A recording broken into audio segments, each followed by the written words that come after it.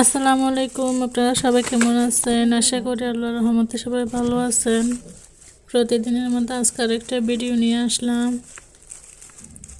এখানে আমি কতগুলো বাজার করছি, বাজারগুলো আগে রেডি করে রাখবো, যেখানটা সেখানে রেখে দিব।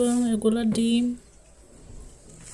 ডিমের ডজন হচ্ছে 140 টাকা। এখানে 8টা ডিম 100 টাকা।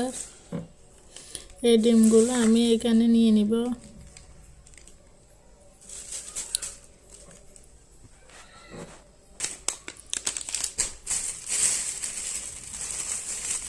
আজকে মনটা অনেক খারাপ। গরুর মাংস নিছি, মাংসের মধ্যে আমাকে সবগুলো চর্বি ঢুকাই দিছে। মেয়ে মানুষ এত ঠকায় যে মাংসের দোকানদার বেশি ঠকায়। যতবার আমি মাংস কিনতে যাই ততবারই একই অবস্থা।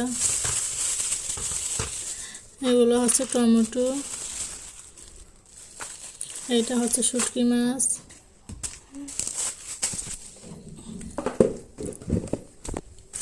আমি এক এক করে সবগুলো গুছিয়ে নিব। গুছাই টাছাই রেখে তারপর রান্না বান্না করব। মাংসগুলো আজকে রান্না করব না, আজকে একদম চিকন করে আলু ভাজি করব নতুন আলু দিয়ে।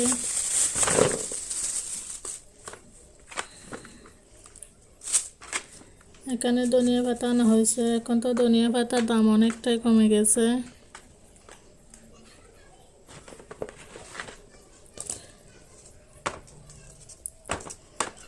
এটা হচ্ছে নতুন আলুগুলো আমি একটা অন্য জায়গায় রেখে দিই। এগুলো লেবু নিয়েছি 3-4টা।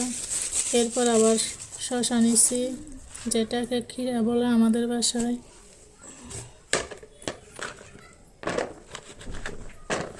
আলুগুলো আমি এক পাশে রেখে দিচ্ছি। এরপর এখানে মাংসগুলো ঢেলে নিব। দেখেন মাংসগুলোর অবস্থা কীরকম।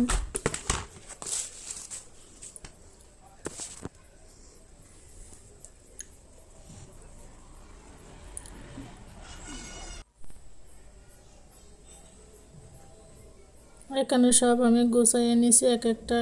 এই হচ্ছে সেই মাংস, অর্ধেক চর্বি ঢুকাই দিছে। এগুলা কোন দিনের জানি না, বাসি মাংস ঢুকাই দিছে আমাকে। মেয়েদের যে মানুষ এত ঠকাইতে পারে।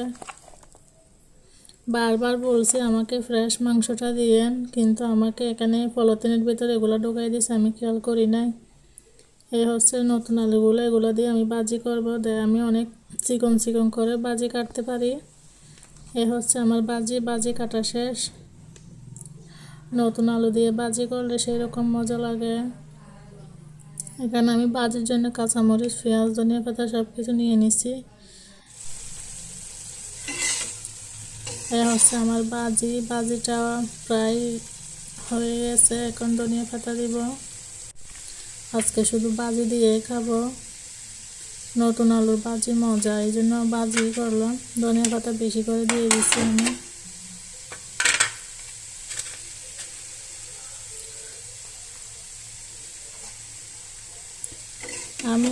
আমি ভিডিও করতে তো জানি না, যতটুকু পারি আমার মোবাইল দিয়ে ততটুকু ভিডিও করি।